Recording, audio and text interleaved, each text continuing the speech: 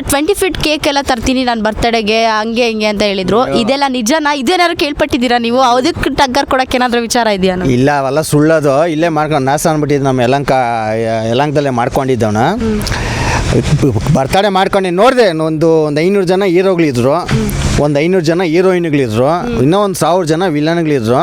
ಎಲ್ಲ ಫಾರಿನಿಂದ, ಇಂಡಿಯಾಯಿಂದ. ಇವರು ಅಮಿತಾಬ್ ಬಚ್ಚನ್, ಆಮೇಲೆ ಅಮೀರ್ ಖಾನ್, ಶಾರುಖ್ ಖಾನ್, ಸಲ್ಮಾನ್ ಖಾನ್, ಕರ್ನಾಟಕದಲ್ಲಿ ಟಾಪ್ ಹೀರೋಗಳು.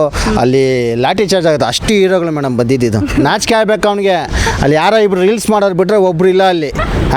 20 ಫೀಟ್ ಅಂತ ಥರ್ಮಾಕೋಲ್ ಬಿಟ್ಟರೆ ಅಲ್ಲಿ ಏನಿಲ್ಲ. ಅಲ್ಲಿ ಕ್ರೀಮ್ ಎತ್ತಾರೆ ಥರ್ಮಾಕೋಲ್ಗೆ. ಅಲ್ಲಿ ಕೇಳಿದೆ, ನನಗೆ ನಗು ಬರ್ತೈತೆ. ಒಂದು ಹಿಂಗೆ ಬರೋಕ್ಕೆ 10 ಸರಿ ವೀಡಿಯೋ ಟೆಕ್ ತೊಗೊತಾನಂತೆ. ಅಯ್ಯೋ, ನನಗೆ ಹೇಳಿರಲ್ಲಿ ನಮ್ಮ ಸ್ನೇಹಿತರು ಹೋಗಿದ್ರಲ್ಲಿ ಮಾಧ್ಯಮದವ್ರಿಗೆ ಹೇಳೋದು, ಏನು ಸುಳ್ಳು ಬಿಡ್ತಾನಣ್ಣ ಇವನೇ. ಅಲ್ಲಿ ಯಾರೋ ಚೈನ್ ಕೊಟ್ಬಿಟ್ಟು ಚೈನ್ ಹಾಕ್ಸ್ಕೊಂಡ ಕತ್ಗೆ. ಆಮೇಲೆ ಒಂದು 4 ರೌಂಡ್ ಹೊಡಿತಾನಣ್ಣ ಬಿಲ್ಡಪ್ ಕೊಡೋಕ್ಕೆ. ಅಲ್ಲಿ ಯಾವ ಹೀರೋನು ಬಂದಿಲ್ಲ, ಯಾರೋ ರೀಲ್ಸ್ ಮಾಡೋರು, ಯಾರೋ ಒಂದಿಬ್ರು ಹೆಣ್ಮಕ್ಳು, ಯಾರೋ ಇಬ್ರು ಗಂಡು ಮಕ್ಳಂತೆ. ಇವನೇ ಬಿಲ್ಡಪ್ ಕೊಡ್ತಾನೆ. ತಿರ್ಗಿ ಯಾರೋ ಕರಿಬಸ್ ಯಾರೋ ಬಂದಿದ್ರು. ಆಮೇಲೆ ನಮ್ಮ ಸ್ನೇಹಿತ ಜಗದೀಶ್ ನಾವು ಹೋಗಿದ್ನಂತೆ. ಹೋಗಿ ಬಂದವರು ಅಷ್ಟೇ. ಸರಿ, ಈ ವಿಚಾರ ಎಲ್ಲ ನಿಮಗೆ ಜಗದೀಶ್ ಸರ್ ಹೇಳಿದ್ರ ಅನ್ನೋದು? ಇಲ್ಲ, ಅವ್ರು ಜಗದೀಶ್ ಅವ್ರು ಹೇಳಿ, ನಮಗೂ ಅವ್ರಿಗೇನು ಸಂಪರ್ಕ ಇಲ್ಲ. ಅದೇ ಇಂಥವ್ರಿಗೆ ಅಂಥವ್ರೆ ಸರಿಯಲ್ಲ. ನಮ್ಮ ಜಗದೀಶ್ಗೆ ಸರಿ, ಸತೀಶ್ನು ನಮಗೆಲ್ಲ ಸೆಟ್ ಆಗಲ್ಲ.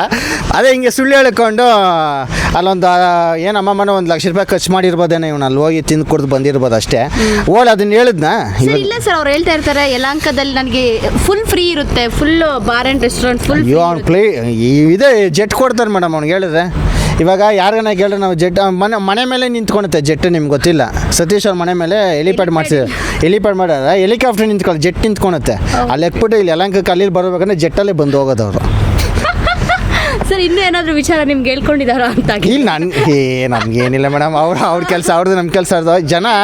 ಜನ ಮಾಡಲ ಜಾತ್ರೆ ಮಾಡಲ ಅಂತಾರಲ್ಲ, ಆ ರೀತಿ ಅಲ್ಲಿ ಹುಟ್ಟಿದ್ದೆ ಜಾತ್ರೆನಲ್ಲೋ ಇಲ್ಲ ಇದೆಲ್ಲ ಹುಟ್ಟಂಗೆ ಅವನು ಬರೀ ಸುಳ್ಳು ಹೇಳ್ತಾನೆ. ಹೇಳ್ಕೊಂಡು ಹೋಗಲಿ.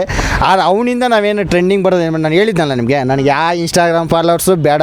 ಇವತ್ತು ನಾನು ಇದ್ದವ್ರಿಗೂ ನಮ್ಮ ಪ್ರಚಾರನೇ ಮಾಡ್ಕೊಂಡ್ರೆ ಎಲ್ಲ ಯಾರನ್ನು ಇವಾಗ ನೀವು ತೊಗೊಂಡಿದ್ದೀವ, ನೀವೆಲ್ಲ ಹಾಕ್ಕೊಂತೀವ, ಅದು ಅಷ್ಟು ಬಿಟ್ಟರೆ ಅದು ನಮಗೇನು ಅದು ಇದಾಗಲ್ಲ.